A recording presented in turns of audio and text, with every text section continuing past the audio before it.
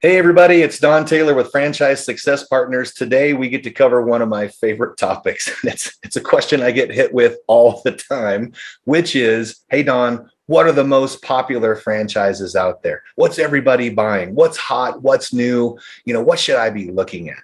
And I get it. I totally understand why people would ask that question.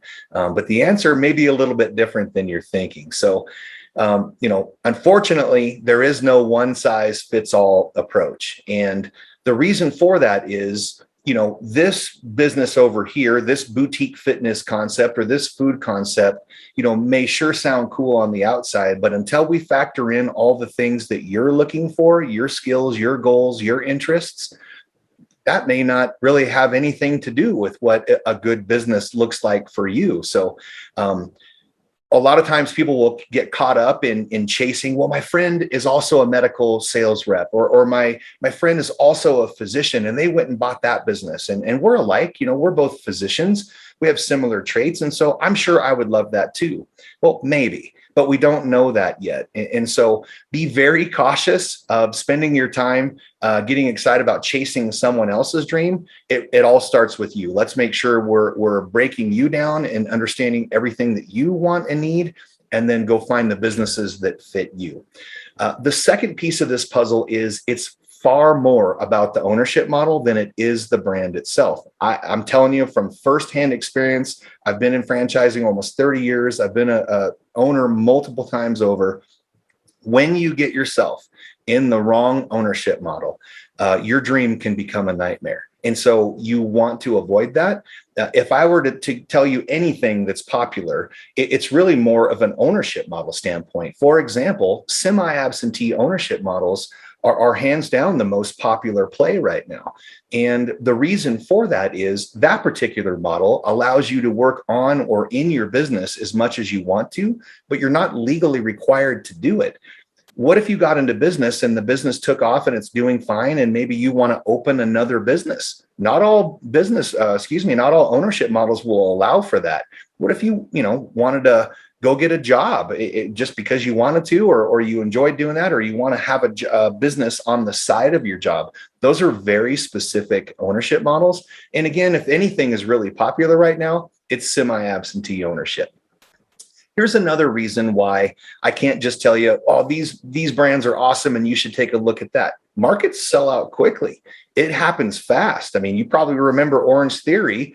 That ramped up very fast. People caught wind of that really late. Markets sold out entirely, and they were heartbroken about it. So, we have to figure out what's available in your market also, because otherwise, what's the point in looking at it?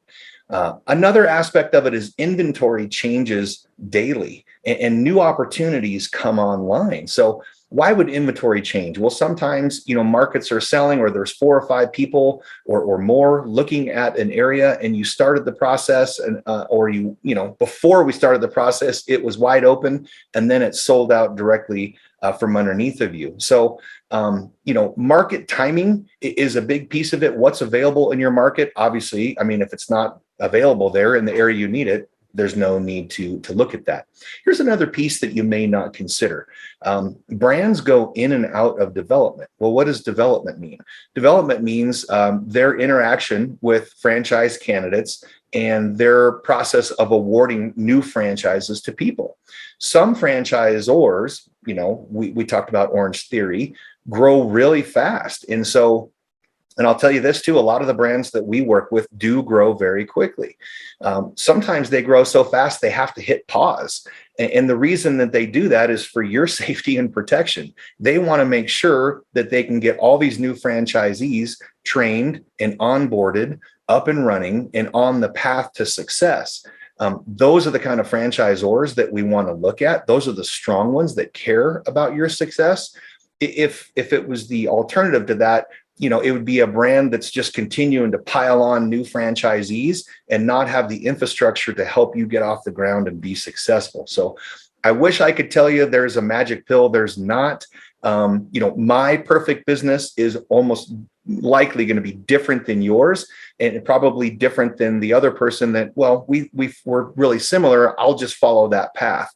at the end of the day, starts about you, ends with you. So we're going to figure out what your perfect business is. I hope this is helpful. If you're interested in learning more about franchise business ownership, reach out. I'd love to hear your story and help you figure out if franchising is right for you.